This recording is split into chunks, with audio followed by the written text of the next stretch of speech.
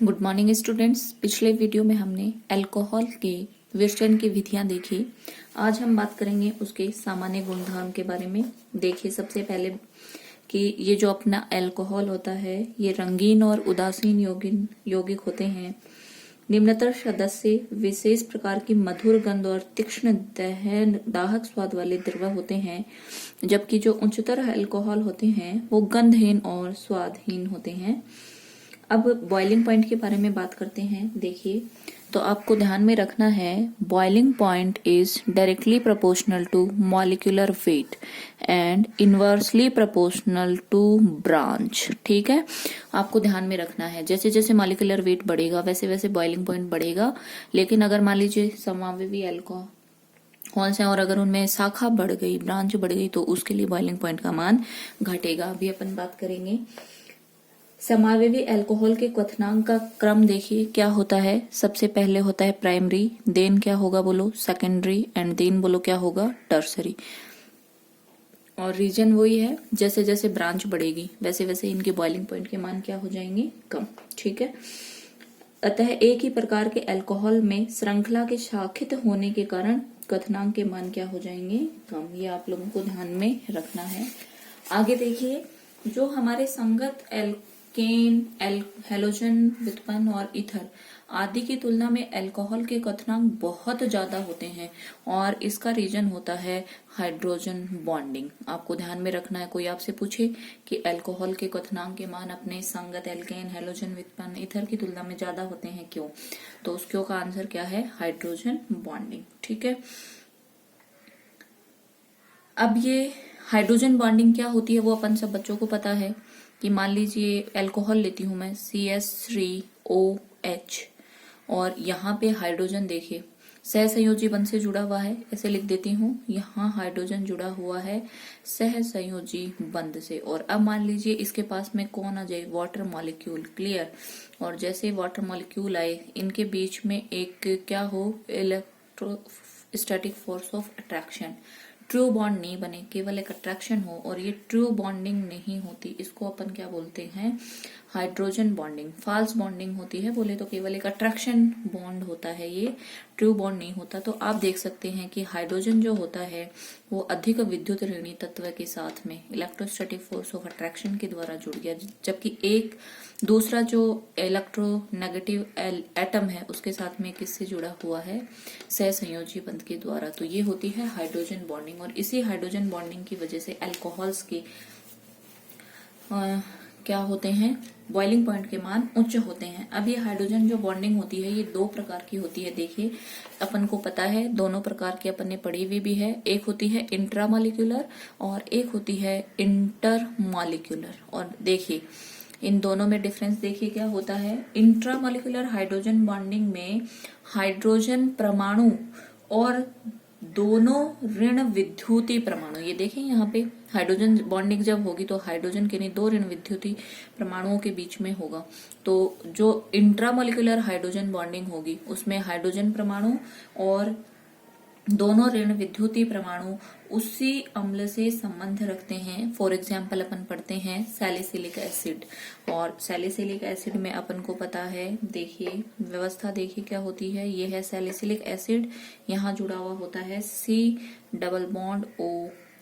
और अब देखिए यहाँ पे हाइड्रोजन सहसंयोजी बॉन्ड से जुड़ा हुआ है, दूसरे वाले ऑक्सीजन से किससे जुड़ जाएगा, हाइड्रोजन बॉन्डिंग के द्वारा। तो हाइड्रोजन और दोनों जो ऋण विद्युतीय परमाणु हैं वो उसी अणु के हों, तो इसको अपन क्या बोलते हैं, अंतर अणु। और इंट्रा मॉलिक्यूलर हाइड्रोजन बॉन्डिंग में क्या होता है, हाइड्रोजन परमाणु दो भिन्न भिन्न अणुओं के ऋण विद्युतीय परमाणुओं के मध्य में स्थित होता है। और एग्जाम्पल देखिए मैंने अभी आप लोगों को बताया है, एक बार और अपन अल्कोहल का एग्जाम्पल देख लेते हैं। देखिए ये मान लीजिए अल्कोहल के दो मॉलिक्यूल हैं, क्लियर। और अब देखिए हाइड्रोजन बॉन्डिंग दिखा रही हूं मैं यहाँ से, ये लीजिए इस हाइड्रोजन की इस ऑक्सीजन के साथ में बोलो क्या हो गई, हाइड्रोजन बॉन्डिंग। ऐसे ही इस आगे मान लीजिए कोई और अल्कोहल का मॉलिक्यूल आएगा ROH, तो ये वाले हाइड्रोजन की यहाँ से क्या हो जाएगी, बॉन्डिंग। क्लियर, तो ये हो गया इंटरमॉलिक्यूलर हाइड्रोजन बॉन्डिंग और ये हो गया इंट्रामॉलिक्यूलर हाइड्रोजन बॉन्डिंग। और इस इंटर मॉलिक्यूलर हाइड्रोजन बॉन्डिंग की वजह से अणुओं का देखो क्या हो रहा है, आपस में एसोसिएशन, संगुणन हो रहा है, मॉलिक्यूल आपस में आके जुड़ रहे हैं, इसलिए इनके बॉइलिंग पॉइंट के मान बढ़ते हैं, मेल्टिंग पॉइंट के मान बढ़ते हैं और जल में विलेयता भी बढ़ती है। ध्यान रखेंगे, जल में विलेयता बढ़ती है लेकिन वाष्पशीलता घटती है। वेरी वेरी इंपॉर्टेंट, तो आप लोग ध्यान रखेंगे। इंटरमॉलिक्यूलर हाइड्रोजन बॉन्डिंग की वजह से बॉइलिंग पॉइंट बढ़ेंगे, मेल्टिंग पॉइंट बढ़ेंगे, जल में उनकी विलेयता भी बढ़ेगी लेकिन उनकी वाष्पशीलता का मान घट जाता है। क्लियर? तो कोई आपसे पूछे कि अल्कोहल की जल में विलेयता या उच्च क्वथनांक क्यों कम, क्वथनांक के मान उच्च होते हैं या गलनांक के मान उच्च होते हैं या उनकी जल में विलेयता ज्यादा होती है, तो इन सब का आंसर बोलो क्या होता है, हाइड्रोजन बॉन्डिंग की वजह से। हाइड्रोजन बॉन्ड की जो ऊर्जा होती है वो 2 से 8 किलो कैलोरी पर मोल होती है। इसको भी आप ध्यान में रखेंगे। अतः जब आप यहाँ पे इंटरमॉलिक्यूलर जो हाइड्रोजन बॉन्डिंग हुई, अगर यहाँ पे आप इस मॉलिक्यूल को वाष्पीकृत करोगे तो आपको यहाँ इतनी एनर्जी एक्स्ट्रा देनी पड़ेगी और इसी कारण इनके बॉइलिंग पॉइंट के मान बोलो क्या हो जाते हैं, बढ़ जाते हैं। क्लियर? ध्यान रखेंगे आप लोग। ये थी हाइड्रोजन बॉन्डिंग की बात। अब देखिए विलेयता की मैं बात करती हूं तो देखिए शुरू में अपन को पता है अल्कोहल, जैसे मैंने लिखा CH3OH जो सिंपलेस्ट अल्कोहल, वो लिखा मेथनॉल, फिर अपन क्या लिखते हैं एथेनॉल CH3CH2OH, फिर बोलो क्या लिखते हैं CH3CH2CH2H की प्रोपेनॉल हो गया। तो ऐसे आप देख रहे हैं कि शुरू में जो हाइड्रोकार्बन भाग होता है वो क्या होता है, कम, और बाद में जैसे जैसे चेन बढ़ती है वैसे वैसे हाइड्रोकार्बन भाग बढ़ता जाता है और ये हाइड्रोकार्बन भाग कैसा होता है, हाइड्रोफोबिक इन नेचर होता है। तो जो निम्नतर श्रेणी के अल्कोहल हैं उनकी जल में विलेयता क्या होती है, ज्यादा, लेकिन जैसे जैसे हाइड्रोकार्बन पार्ट बढ़ता जाएगा वैसे वैसे इनकी जल में विलेयता भी बोलो क्या होती जाएगी, कम, क्योंकि हाइड्रोकार्बन भाग बढ़ गया और ये हाइड्रोफोबिक नेचर का होता है। अब अगर मैं बात करूं कि ब्रांच्ड और अनब्रांच्ड, तो देखो एक होता है ब्रांच्ड और एक है अनब्रांच्ड। तो आप बताइए दोनों में से किसकी विलेयता ज्यादा होगी, तो देखो ब्रांच्ड की विलेयता ज्यादा होगी, क्योंकि जब ब्रांचिंग हो जाएगा तो जो हाइड्रोकार्बन वाला भाग है वो छोटा होगा, जबकि अनब्रांच्ड में हाइड्रोकार्बन चेन क्या होगी, लंबी। तो ब्रांच्ड में विलेयता क्या हो जाएगी, ज्यादा। ध्यान रखेंगे। लेकिन ब्रांच्ड जो है उसका बॉइलिंग पॉइंट हमेशा क्या होगा, कम, मैंने लिखा हुआ है। तो ये दोनों बातें आप लोग ध्यान में रखेंगे। क्लियर? अब देखिए अल्कोहल में अपन को पता है OH बॉन्ड है। क्लियर? और ऑक्सीजन, देखिए मैं यहां लिख देती हूं, इधर देखिए अल्कोहल लिख रही हूं मैं CH3OH, सिंपलेस्ट मैंने कोई अल्कोहल लिखा है। और आप अपन को पता है हाइड्रोजन से ऑक्सीजन की विद्युत ऋणता ज्यादा है, बंध के इलेक्ट्रॉन को अपनी ओर खींचता है, पार्शियली पॉजिटिव, और यहाँ क्या आता है, पार्शियली नेगेटिव। और यहाँ पे भी कार्बन की देखिए विद्युत ऋणता ऑक्सीजन की विद्युत ऋणता से क्या होती है, कम। तो यहाँ पे भी ऑक्सीजन पे पार्शियली नेगेटिव और यहाँ पार्शियली क्या होता है, पॉजिटिव। इसका मतलब ये जो बॉन्ड होता है ये कैसा हो जाता है, पोलर। तो अल्कोहल जो होता है वो पोलर मॉलिक्यूल है, और पोलर मॉलिक्यूल है तो इसका कुछ ना कुछ क्या होगा, dipole moment. Clear? Polar bond होगा, ध्रुवीय बंध होगा। ये इतनी बात अपन सब बच्चों को पता है। अब देखो अल्कोहल की प्रकृति देखिए। अब अपन को पता है अल्कोहल में 2 प्रकार के बॉन्ड हैं। क्लियर? मैं केवल R एल्किल ग्रुप के लिए लिख रही हूं O एंड H, और यहाँ पे देखिए 2 प्रकार से बंध के टूटने की संभावना है। या तो बंध टूटे ये वाला, इसको मैं नाम दे देती हूँ A, या फिर बंध टूट जाए यहाँ से तो इसको मैं नाम दे देती हूँ B। क्लियर? दोनों तरीके से यहाँ से बॉन्ड ब्रेक हो सकता है। अब मैं सबसे पहले बात करती हूँ जब A टाइप से बॉन्ड ब्रेक होगा, तो मैं ऐसे कर देती हूँ ROH, एंड यहाँ से मेरा बॉन्ड क्या हो रहा है, ब्रेक। यहाँ से जब बॉन्ड, अब अपन को पता है ये पोलर बॉन्ड है, और पोलर बॉन्ड की उपस्थिति की वजह से अल्कोहल काफी क्या होता है, क्रियाशील, और ऊपर से ऑक्सीजन परमाणु की विद्युत ऋणता भी क्या होती है, ज्यादा। तो इसलिए ये कार्बन और हाइड्रोजन दोनों के बंध के इलेक्ट्रॉन को अपनी ओर आकर्षित करेगा, और इसीलिए यहाँ पे 2 प्रकार की अभिक्रियाएं हैं। पहले मैं A प्रकार के बॉन्ड ब्रेक की बात कर रही हूँ। यहाँ पे देखिए जब OH बंध टूटता है तो यहाँ से H प्लस के रूप में निकलता है। तो ये अल्कोहल की कौन सी नेचर को दिखाता है? अम्लीय प्रवृत्ति को। ध्यान रखेंगे, वेरी इंपॉर्टेंट। यहाँ से H प्लस के रूप में निकलेगा तो ये अल्कोहल की अम्लीय प्रवृत्ति को दिखाता है। और दूसरा देखिए, ये वाला बॉन्ड ब्रेक होगा ROH, और जब ये वाला बॉन्ड ब्रेक होगा तो ये बंद के इलेक्ट्रॉन को लेके जाएगा, न्यूक्लियोफाइल हो गया। तो यहाँ पे जो अभिक्रियाएं होंगी उनको क्या बोलेंगे? नाभिक स्नेही प्रतिस्थापन अभिक्रियाएं। दोनों अभिक्रियाओं को आपको ध्यान में रखना है।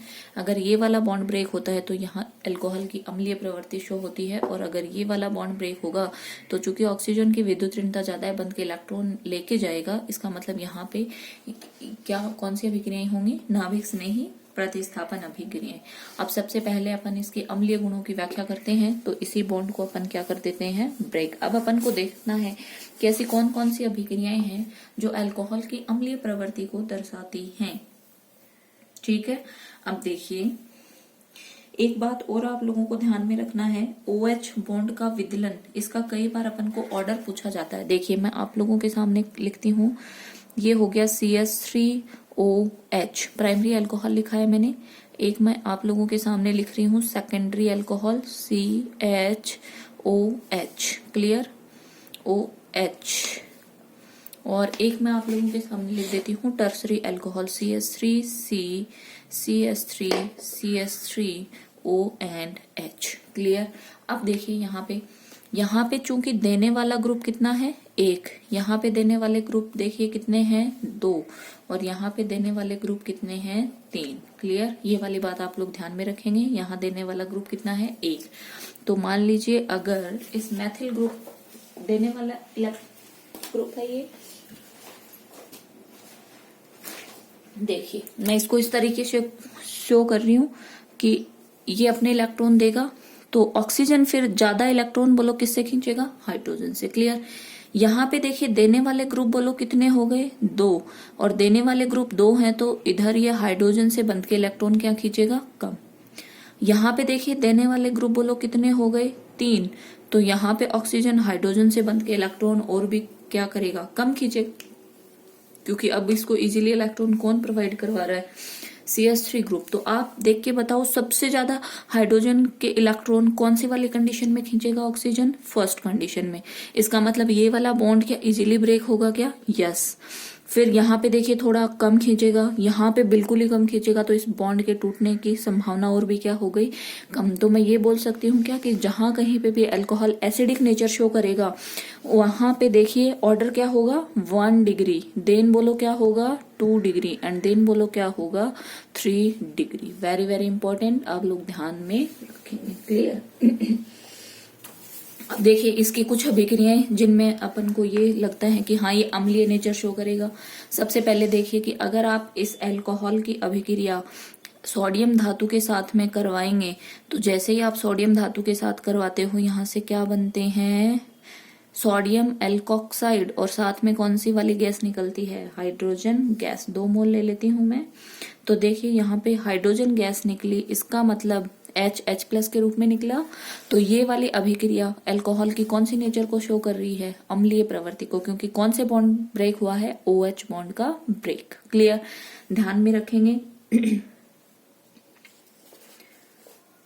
अब ये जो एल्कोक्साइड बने हुए जो एल्कोक्साइड होते हैं, ये क्षारीय प्रवृत्ति के होते हैं और इनका उपयोग ईथर बनाने में किया जाता है जब इनकी अभिक्रिया एल्किल हैलाइड के साथ करवाते हैं। बने हुए एल्कोक्साइड की अभिक्रिया एल्किल हैलाइड के साथ करवाते हैं, तो देखिए यहाँ से क्या निकल जाएगा?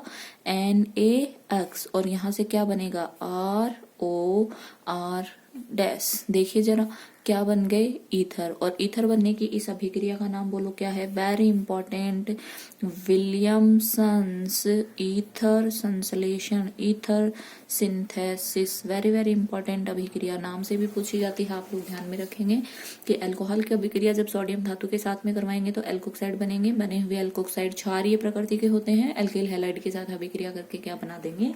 Ether, clear. तो इस यहाँ पे आप देख रहे हो कौन सा वाला बॉन्ड ब्रेक हो रहा है? RO, ये वाला ये वाला बॉन्ड ब्रेक हो रहा है, और ये अल्कोहल की कौन सी नेचर को शो करता है? अम्लीय प्रवृत्ति को शो करता है। ऑर्डर आप लोग ध्यान में रखेंगे, 1 degree, 2 degree and then 3 degree, clear. दूसरी जो अभिक्रिया है वो देखिए एसिटिलीकरण। एसिटिलीकरण अभिक्रिया भी अल्कोहल की अम्लीय प्रवृत्ति के बारे में बताता है, ROH, और इसकी अभिक्रिया अपन को किसके साथ करवानी है, एसिटिल क्लोराइड के साथ। तो देखिए यहाँ से क्या निकल जाएगा, HCl, यहाँ से H और यहाँ से कौन निकलेगा, Cl, तो क्या बन जाएगा, ROCOCH3। क्लियर, एस्टर बन जाएंगे।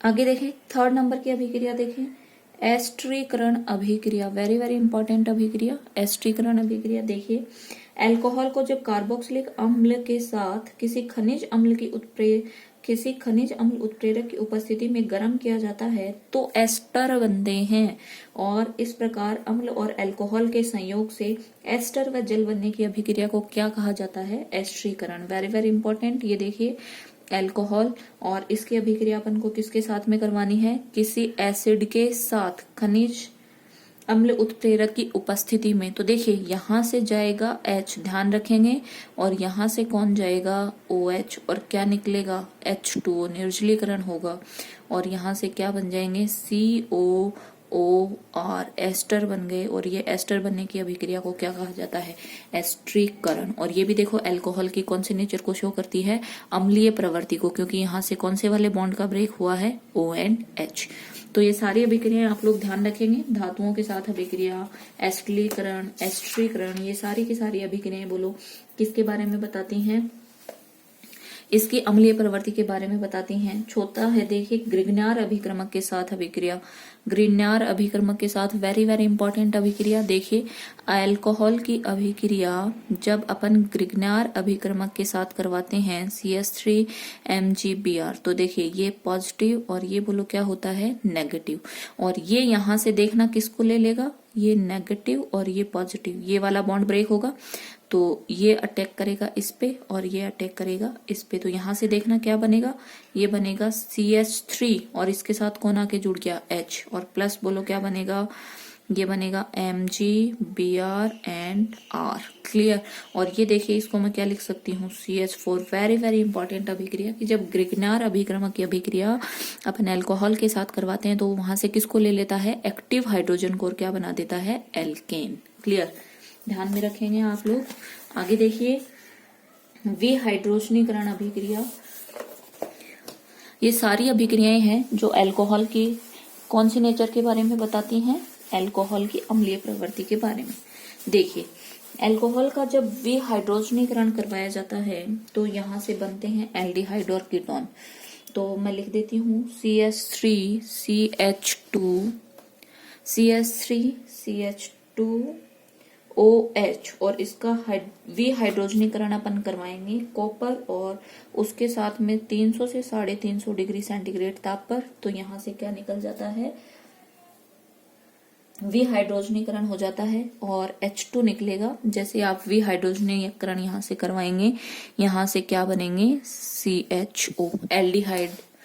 अगर आप 2 डिग्री अल्कोहल का करवाएंगे तो क्या बनेगा, कीटोन। ध्यान रखेंगे, बनाते समय भी अपन ने ये कहा था कि अगर इसका अपचयन करवा दें H2 के साथ तो प्राइमरी अल्कोहल बनेगा, अगर कीटोन का करवाओगे तो क्या बनेगा, सेकेंडरी अल्कोहल। और टर्सरी अल्कोहल का अगर आप विहाइड्रोजनीकरण करवाते हो तो वहां पर एल्कीन बनती है। वेरी वेरी इंपॉर्टेंट अभिक्रिया आप लोग ध्यान में रखेंगे कि यदि आप 3 डिग्री अल्कोहल का CH3CH3OH और इसका अगर आप विहाइड्रोजनीकरण करवाते हो 350 डिग्री ताप पर, तो यहां से बोलो क्या होता है, यहां से H2O निकलता है और क्या बनता है, यहां से बनती है एल्कीन, C+CH2। ध्यान रखना है, इंपॉर्टेंट अभिक्रिया।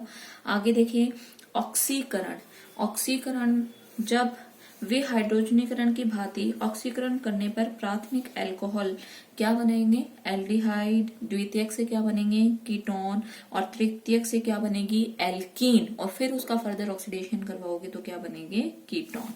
तो ध्यान रखेंगे विहाइड्रोजनीकरण करवाएंगे कॉपर उत्प्रेरक की उपस्थिति में 300 से 350 डिग्री सेंटीग्रेड ताप पर। अब अपन को इसका क्या करवाना है, ऑक्सीकरण। देखिए अगर ऑक्सीकरण अपन करवाते हैं, मैं सबसे पहले ले लेती हूँ प्राइमरी अल्कोहल CH2OH, और इसका आपको ऑक्सीकरण करवाना है। अपन ले लेते हैं K2Cr2O7 और H2SO4।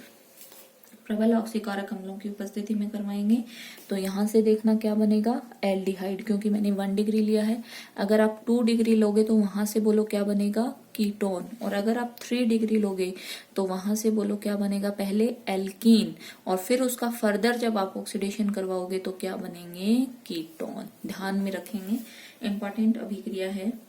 आगे देखिए, ये तो अपन करवा रहे हैं डाइक्रोमेट और H2SO4 की उपस्थिति में, या बोलूं अम्लीय डाइक्रोमेट की उपस्थिति में ऑक्सीकरण। लेकिन एक अगर आप यही ऑक्सीकरण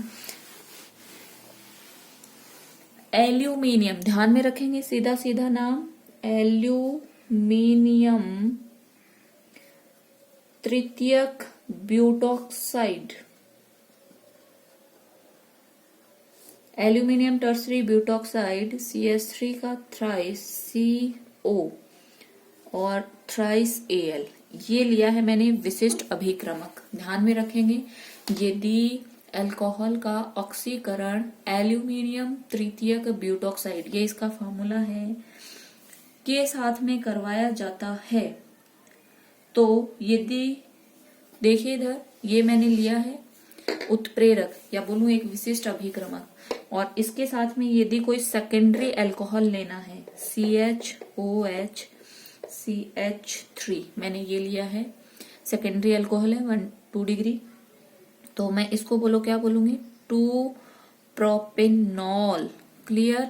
और इसकी अभिक्रिया किसके साथ करवानी है, एसीटोन के साथ। और जब एसीटोन के साथ, और अभिक्रमक देखो अपन को क्या लेना है, एल्यूमिनियम टर्सरी ब्यूटॉक्साइड, मैं ऐसे लिख दूं, समझ जाना आप लोग। इसकी उपस्थिति में करवाते हैं तो उस अल्कोहल का होगा ऑक्सीकरण और कीटोन का क्या होगा, अपचयन। ध्यान में रखेंगे आप लोग, अल्कोहल का ऑक्सीकरण करवाना है, कीटोन का क्या करवाएंगे, अपचयन। तो देखिए, अल्कोहल का जब ऑक्सीकरण होगा तो यहां से बनेगा CH3, ये क्या बनेगा बोलो, एसीटोन, और इसका अपन को क्या करवाना है, अपचयन। तो अपचयन करवाओगे तो क्या बनेगा, CHOH CH3। क्लियर। तो यहां से बोलो क्या बना, 2 प्रोपेनॉल। और इस विशिष्ट ऑक्सीकरण का नाम है, वेरी वेरी इंपॉर्टेंट, आपको ध्यान में रखना है, ओपेनॉर ऑक्सीकरण। और सीधे सीधे नाम से आता है ये, ओपेनॉर ऑक्सीकरण। क्लियर। तो आप लोग सीधे सीधे नाम से ध्यान रखेंगे कि अगर आप ऑक्सीकरण अम्लीय डाइक्रोमेट या अम्लीय पोटेशियम परमैंगनेट की प्रेजेंस में करवाते हैं तो अगर प्राइमरी अल्कोहल है तो क्या बनेगा, एल्डिहाइड, सेकेंडरी से बन जाएंगे कीटोन, टर्सरी से क्या बनेंगे, पहले एल्कीन, फिर फर्दर जब आप करवाओगे तो क्या बनेगा, कीटोन। लेकिन अगर आप एल्यूमिनियम तृतीयक ब्यूटॉक्साइड अभिक्रमक की उपस्थिति में सेकेंडरी अल्कोहल का एसीटोन के साथ में ऑक्सीकरण करवाते हैं तो अल्कोहल का होता है ऑक्सीकरण और कीटोन का होता है अपचयन। और इस विशिष्ट ऑक्सीकरण का नाम अपन ने क्या बताया है बोलो, ओपेनॉर ऑक्सीकरण। ध्यान में रखेंगे। Thank you.